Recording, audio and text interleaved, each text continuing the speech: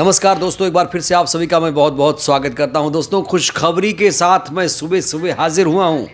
रातों रात बसपा सुप्रीमो ने एक बहुत बड़ा फैसला किया। दोस्तों, जैसा कि आपको मालूम है कि बसपा सुप्रीमो अक्सर अपने फैसले से चौंकाती हैं और इस बार भी बसपा सुप्रीमो ने लोगों को चौंकाया है। याद करिए, जब बसपा सुप्रीमो ने टिकटों का बंटवारा नहीं किया था तो उनके ऊपर बीजेपी का बी टीम का आरोप लग रहा था। जब रैली नहीं शुरू की थी तब कहा जा रहा था कि मायावती जी घर से नहीं निकलती हैं। लेकिन दोस्तों, इस समय मायावती जी ने पश्चिमी उत्तर प्रदेश में हलचल पैदा कर दी है। रैली तो आप देख ही रहे हैं। महंगाई, बेरोजगारी, भ्रष्टाचार के मुद्दे पर मोदी सरकार को आईना दिखा रही हैं। अंतर्राष्ट्रीय मुद्दों पर भी मायावती जी खुलकर बोल रही हैं। और एक बार फिर से दोस्तों, मायावती जी ने चौंकाने वाला फैसला लिया और जैसे ही यह खबर आई, राजनीतिक खेमे में खलबली मच गई। खासतौर से समाजवादी पार्टी और भाजपा में दोस्तों टेंशन बढ़ गई है। चलिए तुरंत मैं आपको खबर बता देना चाहता हूं। दोस्तों, जौनपुर से खबर है। जौनपुर लोकसभा सीट से बसपा प्रत्याशी का ऐलान कर दिया गया है। वैसे तो बहुत सारे लोकसभा सीटों को लेकर मायावती जी ने अपने प्रत्याशियों के नामों की घोषणा कर रखी है। करीब करीब 50 उम्मीदवारों के नामों का ऐलान हुआ। लेकिन दोस्तों, जौनपुर में जिस तरीके से प्रत्याशी के नाम का ऐलान हुआ, वो सबसे बड़ी खबर मानी जा रही। क्यों? दोस्तों, जौनपुर से मायावती जी ने धनंजय सिंह, बाहुबली नेता धनंजय सिंह की पत्नी श्रीकला रेड्डी को जौनपुर से मैदान में उतार दिया है। और दोस्तों, इसे मायावती जी का मास्टर स्ट्रोक माना जा रहा है। क्यों, मैं आपको बताऊंगा। साथ ही साथ दोस्तों, बहुत लोगों ने प्रतिक्रियाएं भी दी हैं, वो भी मैं आपको सुनाऊंगा। आकाश आनंद का एक बयान काफी सुर्खियों में है। सारी चीजें दोस्तों आज इस वीडियो में हम डिटेल में बात करेंगे। तो बड़ा सवाल, मायावती जी ने धनंजय सिंह की पत्नी को प्रत्याशी क्यों बनाया? दोस्तों, आपको याद दिला दूं, जब जौनपुर सीट पर बीजेपी अपने प्रत्याशी के नाम का ऐलान करने वाली थी तो उस समय धनंजय सिंह जौनपुर से खुद को प्रबल दावेदार मान रहे थे। लेकिन धनंजय सिंह को जौनपुर में धोखा मिला, झटका लगा। बीजेपी ने धनंजय सिंह को जौनपुर से टिकट ना देकर कृपा शंकर को यहां से मैदान में उतार दिया। इससे पहले कि धनंजय सिंह विरोध कर पाते, उसके 2 दिन के बाद कोर्ट से फरमान भी आ गया। धनंजय सिंह को 7 साल की सजा हो गई। उनके चुनाव लड़ने का जो सपना था चकनाचूर हो गया। अपहरण रंगदारी के मामले में इन्हें एमपी एमएलए कोर्ट ने 7 साल की सजा सुनाई और इसीलिए धनंजय सिंह लोकसभा का चुनाव नहीं लड़ पाए। धनंजय सिंह इस समय जेल में कैद हैं। तो दोस्तों, धनंजय सिंह तो चुनाव नहीं लड़ रहे, लेकिन उनकी पत्नी श्रीकला रेड्डी मैदान में आ चुकी हैं।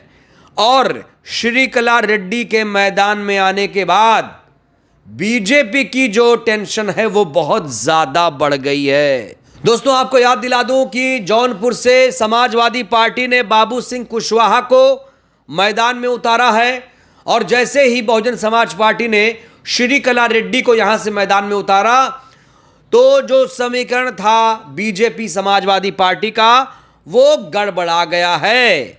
जौनपुर सीट को लेकर बीएसपी पहले से ही बहुत मंथन कर रही थी। अब सोचिए, पूर्वांचल की एक सीट है।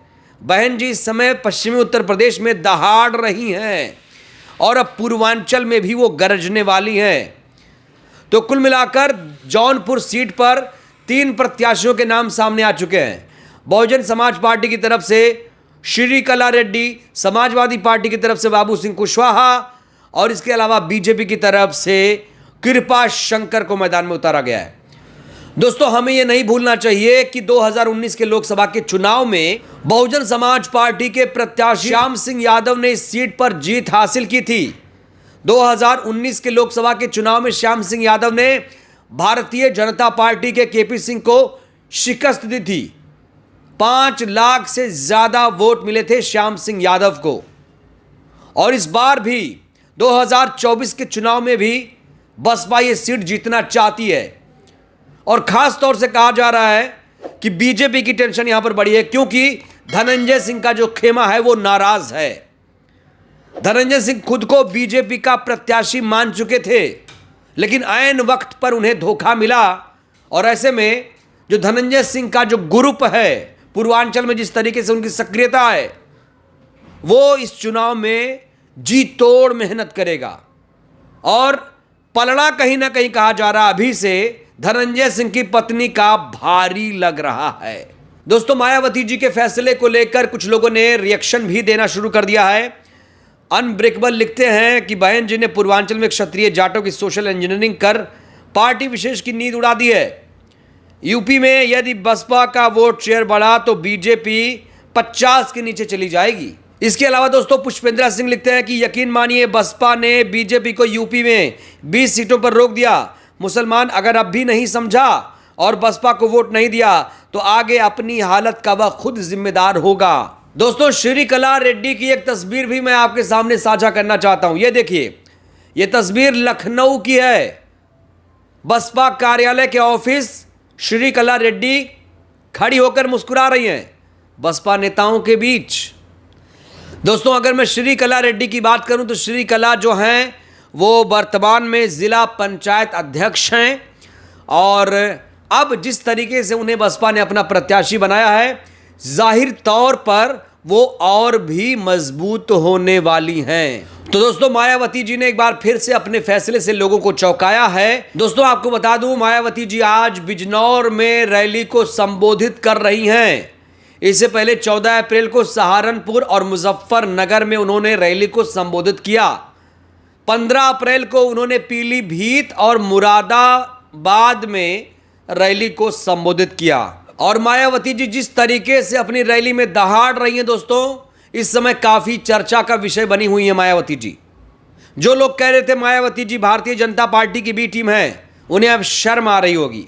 ऐसा मैं क्यों कह रहा हूं, ये क्लिप आप देखिए पहले कि किस तरीके से बीजेपी आरएसएस पर मायावती जी ने जोरदार प्रहार किया और फ्री राशन योजना पर भी तंज कसा।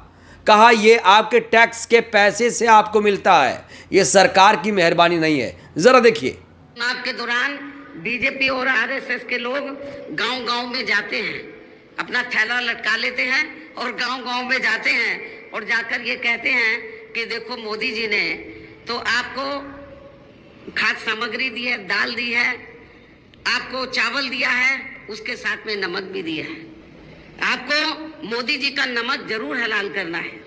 और आप लोग उनके बहकावे में आकर तो अपना वोट उनको दे देते हैं। लेकिन आपको मैं ये बताना चाहती हूँ, ये नमक मोदी का नहीं है, बल्कि आप लोगों के टैक्स के पैसे का ये नमक है।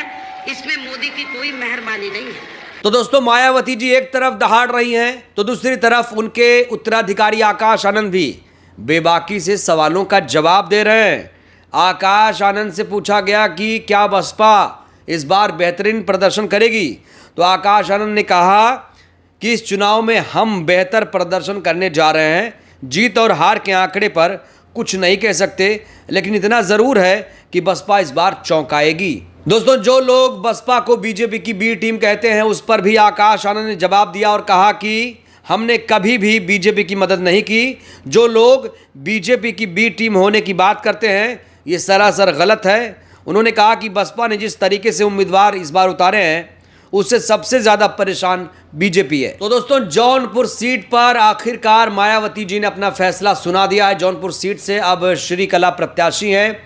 आपको क्या लगता है, श्रीकला को मैदान में उतारने से बसपा को कितना फायदा होगा? हालांकि जो राजनीतिक विश्लेषक हैं, जो बड़े बड़े पत्रकार हैं, वो इसे मास्टर स्ट्रोक बता रहे हैं। अपनी प्रतिक्रिया आप लोग जरूर दीजिए, हमें आपकी प्रतिक्रिया का इंतजार रहेगा। बहुत बहुत धन्यवाद, शुक्रिया। जय भारत, जय संविधान।